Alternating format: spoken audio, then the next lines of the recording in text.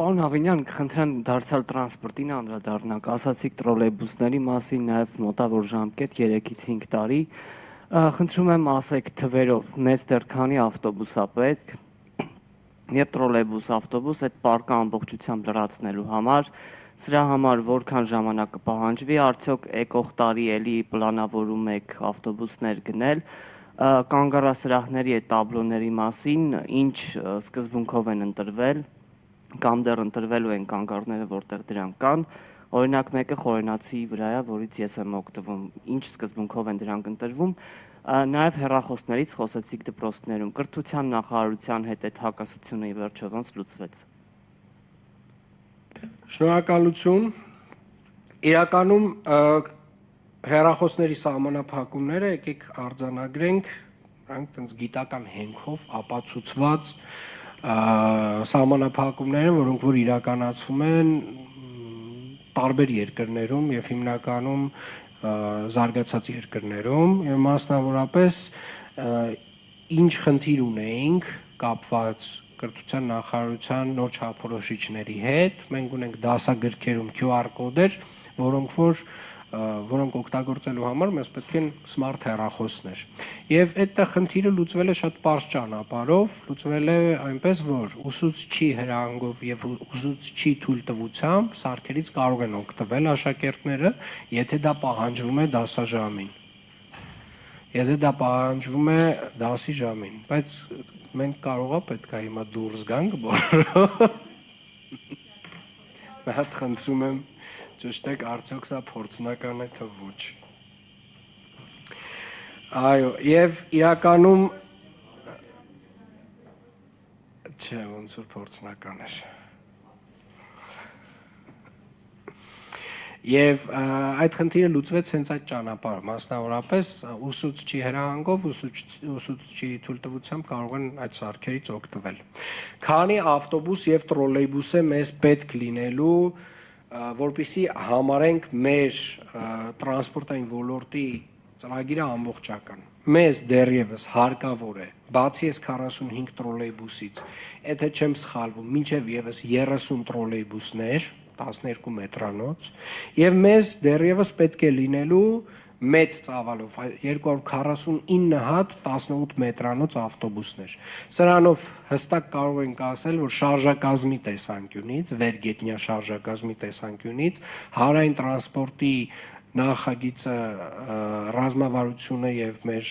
այսպես ասած, բարեփոխումը ամփոփվում է։ Սրան գումարած մենք ունենք մի քանի դեպոներում հիմնանորոգումներ, որոնք որ մի մասը իրականացվում է, մի մասը ապագայում պետք է իրականացվի, քանի որ 249 մեր 18 մետրանոցները պլանավորում են գնել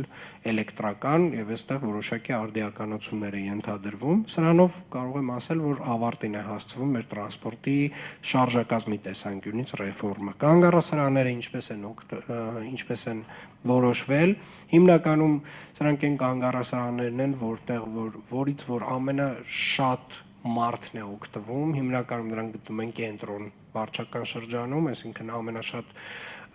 մարդկանց կուտակումները, ավտոբուսների կուտակումները, որտեղ որ ունենք, առաջնահերթությունը այդպես է որոշվում, այս պայդրությամբ մոտավորապես 40 կանգառասրահներում ունենք այս ծրագիրը իրականացված, ոնց որ թե ամբողջն պատասխանեցի։ Նաև այս ավտոբուսները ժամկետով են, նույն օրինակ չինական ժոնգտոնգները, այդ հեռանկարում այդ ծրագիրը ոնց եք պատրաստվում շարունակել, հա։ Ի վերջո գալու է մի պահ, որ դրանց շահագործման ժամկետը լրանա։ Այո, իհարկե։ Եվ դրանց շահագործման ժամկետը 10 տարի է։ Եվ 10 տարի հետո այս ավտոբուսները պետք է իրենց ժամկետին համահունչ արդեն փոխարինվեն, այսինքն նոր գնում պետք է իրականացվի, եւ մեր ֆինանսական մոդելը այնպես պետք է կառուցվի, որ Երևանի քաղաքապետարանը կարողանա ճիշտ ժամկետում փոխարինել այդ ավտոբուսները։ Եվ անկեղծ եմ ասում, բոլոր այս տեսակ իհարկե մենք այսօր էլ տրանսպորտը սուբսիդավորում ենք եւ մեծ ծավալով ենք սուբսիդավորում, սկսել ենք նույնիսկ մետրոպոլիտենը սուբսիդավորել Երևանի քաղաքապետարանը, չնայած որ դա պետական գույք է եւ նախկինում երբեք Երևանի քաղաքապետարանը մետրոպոլիտենը չէր սուբսիդավորում։ Այսօր Երևանի քաղաքապետարանը նաև սուբսիդավորում է մետրոպոլիտենը։ Այս խնդիրների լուծման համար շատ ավելի ֆունդամենտալ փոփոխություններ պետք է իրականացվեն ֆինանսական ապակենտրոնացման տեսանկյունից եւ մասնավորապես պետք է նոր մոդել ներդրվի, որտեղ որ եւ Երևանը եւ մեր բոլոր մնացած համայնքները պետք է ստանան հարկերից մաս հանումներ։ Եվ այդ հարկերից մաս հանումները, այսինքն տեղական հավաքագրվող հարկերից մաս հանումների հաշվին ոչ միայն Երևանը, այլ նաև Հայաստանի Հանրապետության բոլոր մնացած համայնքները էականորեն ավելի մեծ հնարավորություն կունենան զարգացման։ Կենտրոն հեռուստաընկերություն Իզաբելլա Հովհաննիսյան, պարոն Ավինյան, դուք ասում եք, որ Աջափնյա կայարանի կառուցման այս ծրագիրը չի տապալվել, ընթացքի մեջ է, սակայն ձեր խոսքից երևաց, որ առաջիկա 5 տարում եւս մենք չենք տեսնի շինարարություն, այսինքն ձեր թիմի այս խոստումը օդում է մնում եւ առաջիկա 5 տարում էլ կայարանը չի կառուցվի, արդյոք այդպես է թե չէ, եթե այդպես չէ, հստակ ժամկետներ կան, թե շինարարությունը երբ կսկսվի եւ մի առիթով դուք ասել եք, որ ձեր նյարդերը բետոնից են, սակայն մենք տեսնում ենք, որ ավականու նիստերի ժամանակ հունից դուրս է գալիս, ձեր նյարդերը հիմա բետոնից են, թե բետոնից չեն։ Ես բացարձակապես հունից դուրս չեմ գալիս։ Ես նշեցի, որ ավականու նիստերի ժամանակ որոշ անձանց, այսպես ասած, հասկանալի լեզվով պարբերաբար ստիպված եմ, ցավոք եմ սա արձանագրում, ցավով եմ սա արձանագրում, ստիպված եմ լինում իրենց մատչելի բառամթերքով արձագանքել, որպեսզի իրանց համար հասկանալի լինի, որովհետև շատ դեպքերում, գիտեք, այդ պարոն եւ տիկին եւ այս հարգալից դիմելաձևերը ուղղակի չեն աշխատում մարդկանց վրա եւ մարդիկ տենց մոտավորապես իրենց զգում են իրենց բակում եւ իրենց տենց ընկերների հետ շփվելիս եւ մոռանում են, որ Երևանի ավականու անդամ են իրենք եւ դա որոշակի ենթադրում եմ որոշակի կանոնների պահպանում։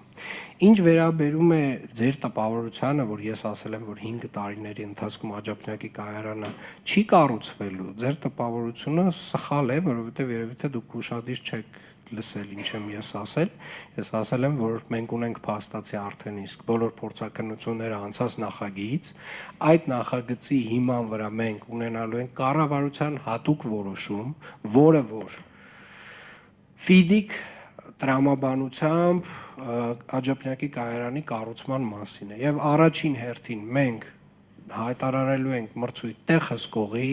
ինժեներական մասով, որպեսզի վստահ լինենք, որ կառուցման գործընթացի վերաբերյալ ունենք վերահսկողություն, որովհետեւ մասնագիտական լայն փորձ կայարաններ կառուցելու մետրոյի Հայաստանի Հանրապետությունում չկա, այսինքն մեզ պետք է այդտեղ միջազգային տեղ հսկող։ Եվ հաջորդ իսկ տարի ամենայն հավանականությամբ հայտարարվելու է կառուցման մրցույթ, ես ասացի, որ մոտավորապես 3-4 տարի հետո դեռևս Աջափնյակի կայարանը կառուցման ընթացքում է լինելու։ Ես չեմ ասել, որ չի կառուցվել, ես ուղղակի վստահորեն չեմ ուզում ասել, որ այդ ժամանակ կառուցված է լինելու։ Կառուցման կարող է ընթացքի մեջ լինի, բայց հաջորդ տարի արդեն բուն կառուցման աշխատանքները կազմակերպելու համար համապատասխան միջոցները ձեռնարկվում են։